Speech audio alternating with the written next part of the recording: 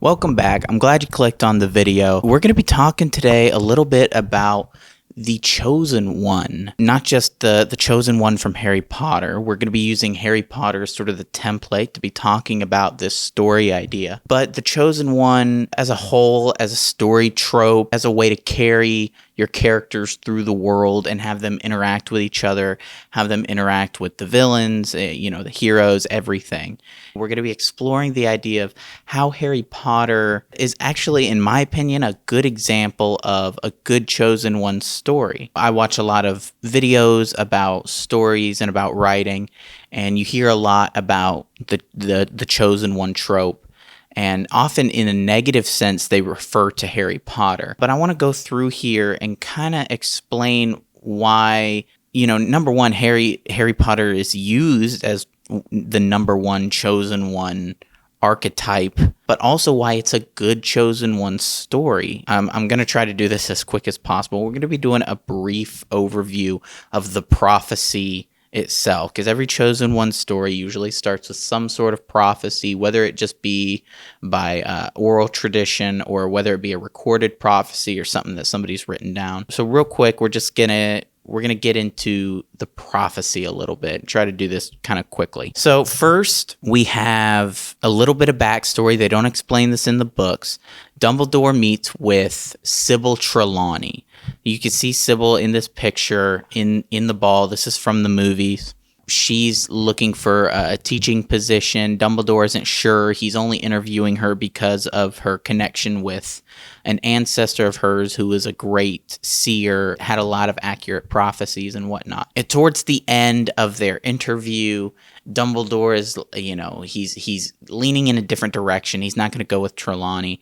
And then as he's leaving, she starts in a prophetic voice, giving a prophecy, unbeknownst to her. She doesn't know that she's doing this, and he records it. Now, the prophecy says that the one with the power to defeat the Dark Lord is coming, that they're approaching, I believe the exact words, that they're going to be born to people that have defied the Dark Lord thrice, that they're going to be born at the end of the 7th month, so July. They're going to have the power to vanquish the Dark Lord. The Dark Lord will mark him as his equal. He'll have powers unbeknownst to the Dark Lord, and neither can live while the other survives. So that's sort of the prophecy. The prophecy doesn't actually work unless circumstances are correct. So there's a little bit of a philosophical debate about fate and destiny and whatnot. And we're going to be talking a little bit about that later. But this prophecy can't actually work unless the circumstances were right. So at this particular moment, just Severus Snape, who was a Death Eater at this time, was listening to this interview. He was hoping to also have an interview with Dumbledore for the position of Defense Against the Dark Arts. But he heard the interview, but he only heard part of it, and he went and he told Lord Voldemort, and only hearing part of it about who the baby would be born to, he'd have the power to vanquish the Dark Lord, and he'd be born at the end of July. So Voldemort, being the person he is, kind of rash and making his own decisions, picked out who it was. There was sort of two options. The options being Harry Potter and Neville Longbottom. Voldemort chooses Harry Potter. The motives for that aren't entirely clear. I've done a little bit of research in that. Why he chose Harry's parents, why he chose Harry specifically, isn't super clear. I did a little bit of reading, and they said that perhaps it was because he offered for Lily and James to join him, and they refused. But both Harry's parents and Neville's parents defied him 3 times. Both these children were born at the end of July, and ultimately he chooses Harry. The issue with that is only knowing part of the prophecy.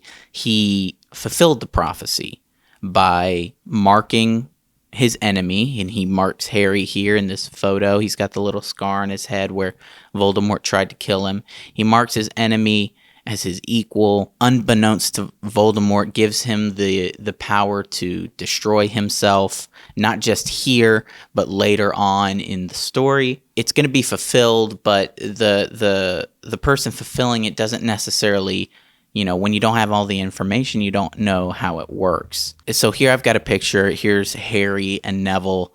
I like this picture. It's just real clear of them two together, and you can see the differences. But, Voldemort chose Harry. He could have easily chose Neville, but he didn't. And it makes you wonder, where would Neville have been if Voldemort had marked him, if he had killed his parents? Where would Harry have been? But moving on, now that we sort of know the prophecy, we know it's about Harry, we know it's about Voldemort, and it's only about Harry now because Voldemort made it about Harry. I'd like to talk a little bit about sort of common tropes that we see. We're going to talk a little bit about the Chosen One trope before we move on to a little bit more of Harry Potter. And here in this picture, this sort of collage, we've got a couple different Chosen One faces that you guys might recognize. You got Harry Potter, of course, the standard.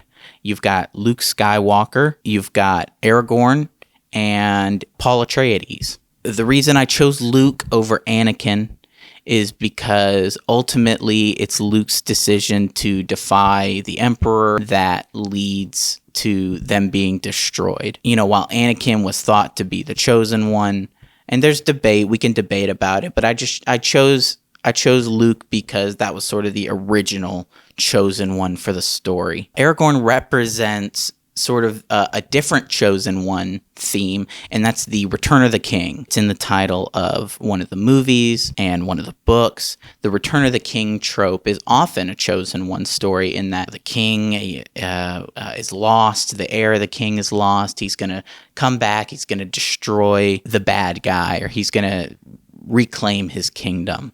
And then, of course, I picked Paul Atreides. Dune's really hot right now. But also, Paul represents another sort of Chosen One story. When the Chosen One appears, that they'll be able to sort of save the people that have been imprisoned or they've been persecuted. Paul's story actually lines up with Harry's a little bit. The prophecy is sort of self-fulfilling. His prophecy happens more of because of things that the religion that the Bene Gesserit have set up. He fits the prophecy because they made it so. And so that's just sort of some basic Chosen One stuff. Now, the reason Harry Potter is different, the reason it feels similar but isn't like other Chosen One stories that you may know of, the prophecy says this person will defeat the villain and everything's going to be great. We see that in Narnia, for example. That's a good sort of Chosen One prophecy as well. That's about multiple people. Harry Potter is different because the prophecy doesn't really say that Harry's going to defeat the Dark Lord, the villain. It says that he will have power to destroy him. He will have the power to vanquish him. The Dark Lord will mark him as his equal, but circumstances don't say who the Chosen One's going to be exactly. That is determined by Voldemort. And so the prophecy is a lot different, and the fulfilling of the prophecy essentially happens. It happens when Voldemort marks Harry. It's sort of implied that the prophecy is going to continue the latter part, which is neither can live while the other survives. And even that isn't super clear. It's not one of those cut and dry prophecies that we get in a lot of movies. Even in Star Wars, they break away from it as well in the prequel trilogy, where Anakin is supposed to destroy the Sith. He's not supposed to become one. He's not supposed to destroy the Jedi. But Harry Potter sort of breaks away from the traditional Chosen One archetype. It feels very much like what you would think it is. And in the movies, they don't do it as much justice as they do in the books.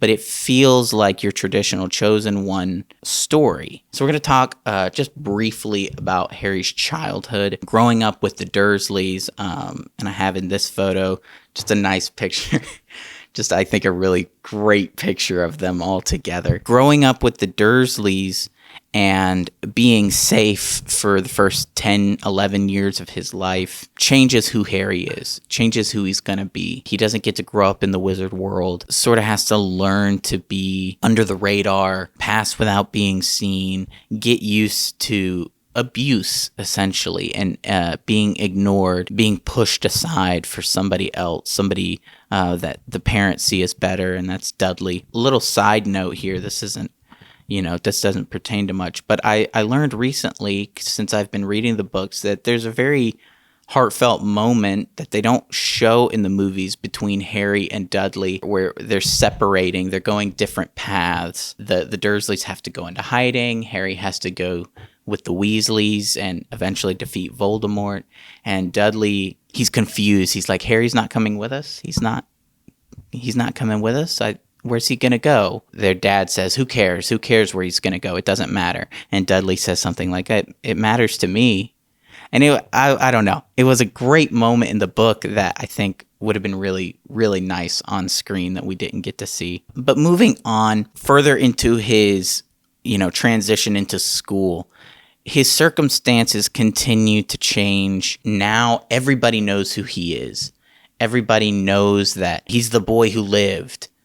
They don't know that he's the chosen one yet. They just know that he's the boy who lived. He's the boy that Voldemort tried to kill, and that Voldemort was destroyed in the act of trying to kill him. The attention that he gets is pivotal.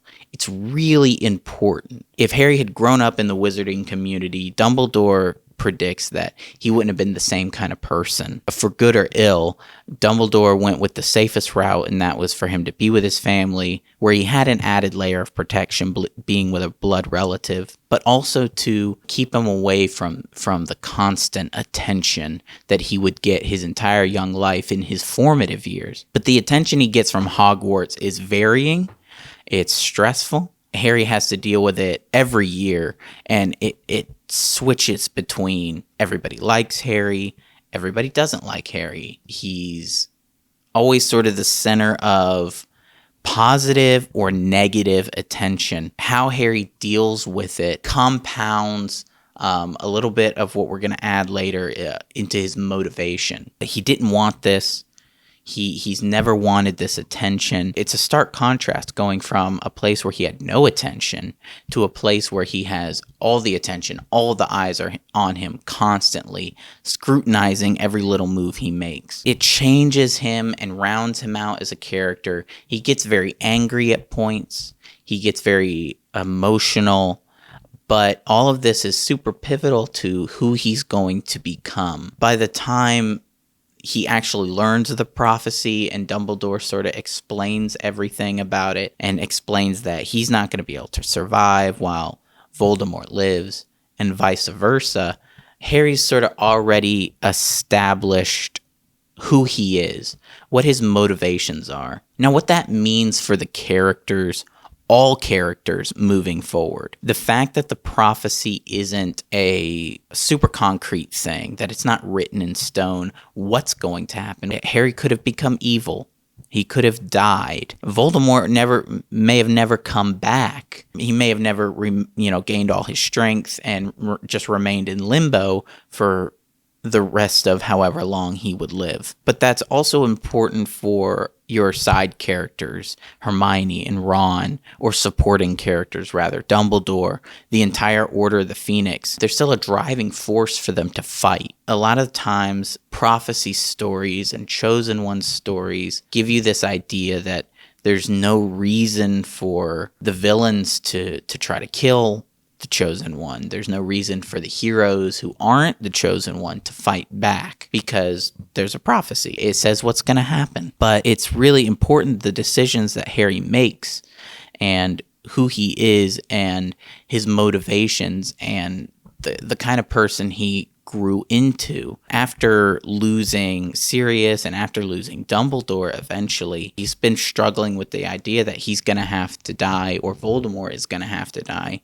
He decides firmly and concretely, the prophecy says that one of them's got to live, and it's got to be him. And he has the motivation and he has the willpower to do so. The issue on Voldemort's end, the decisions he makes also contribute to the prophecy. His motivations are different from Harry's, but they're very powerful motivators as well. We sort of move a little bit away from the movies here, kind of going to get talking a little bit about the books because they give us more of Voldemort and Tom Riddle's personality and why he is the way he is. You guys may be curious as to why the Horcruxes, why the specific Horcruxes that he chose, that he picked. And they give us a little insight into his psychology when Dumbledore goes to pick him up from the orphanage, and Dumbledore recognizes immediately what kind of person Tom Riddle is. Moving into Hogwarts, the other teachers and the other kids don't realize what kind of person he is because he hides it behind a mask. But because Dumbledore saw the type of child he was, he got sort of an overview of what kind of person he would become. Tom Riddle, he likes to use his power to control people. He doesn't have friends because he doesn't want friends. He doesn't like people. He's very, very independent. And even as Lord Voldemort, the Death Eaters aren't his friends. The people he meets at Hogwarts as a youth aren't his friends. These are people that make him more powerful and that he can use. He also collects things that he wins or that he wants or are personable to him. Dumbledore takes note of that. When he decides to create the Horcruxes, he chooses items that he himself identifies as important to him. Hogwarts is a very important place to Voldemort, so he chooses the Hufflepuff cup. It was from the person who founded Hufflepuff. The necklace is Ravenclaw's. The locket is Slytherin's. And I don't believe he ever got anything from Gryffindor, but he chooses things that are potentially powerful. The ring, Marvolo's ring, was passed down through his family and things like that, things that are important to him. And he gathers these things to himself. And ultimately, the ability not to be able to change, not to be able to do these things that he's always done is what gets him in trouble. And it's what gets killers in real life in trouble. Serial killers have to do specific things every time. They have to follow a pattern. He has a specific pattern that he has to follow. How that relates to the prophecy, when he's told about Harry, when he's told about Neville, he makes a decision for himself of what to do. He chooses the people, he chooses the baby, and then he goes after them on information that is half-baked.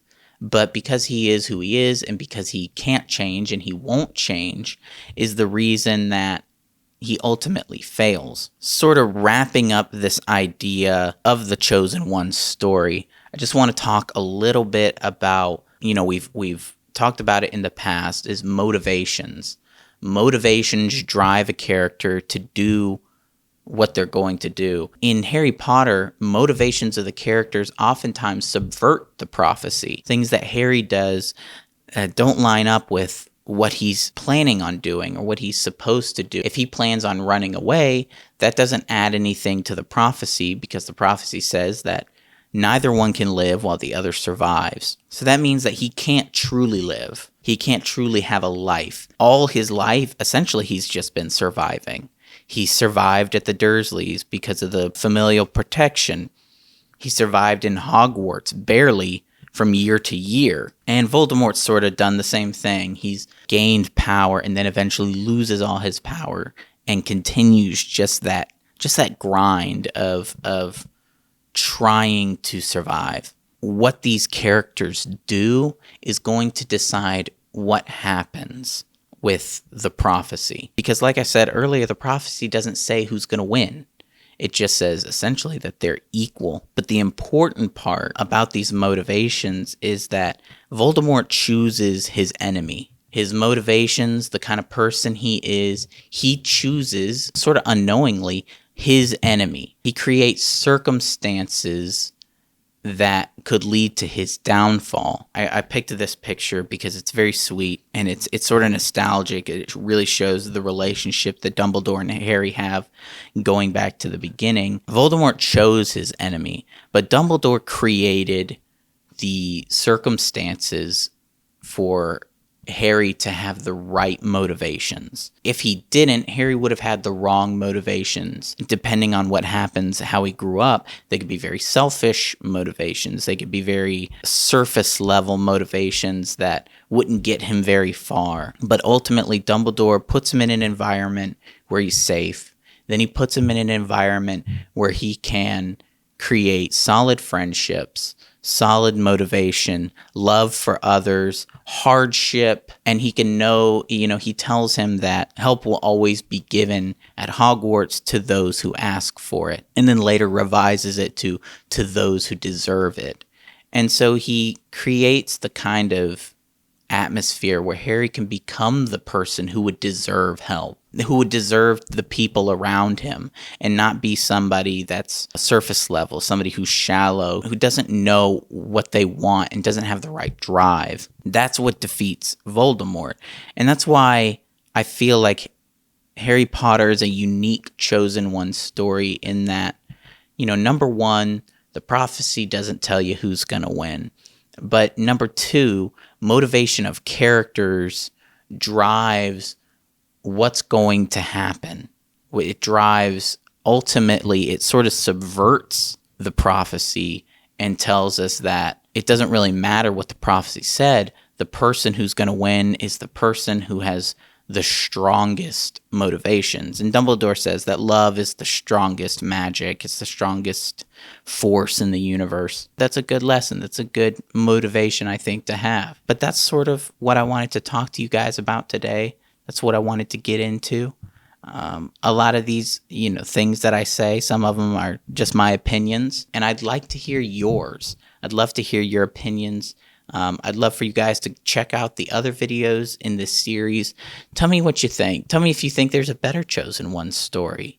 Tell me what you think about Chosen One stories overall. Thanks for watching. Thanks for being here. Check out the podcast channel. Check out the studio channel. Like and subscribe. And thank you guys for watching. We'll see you later.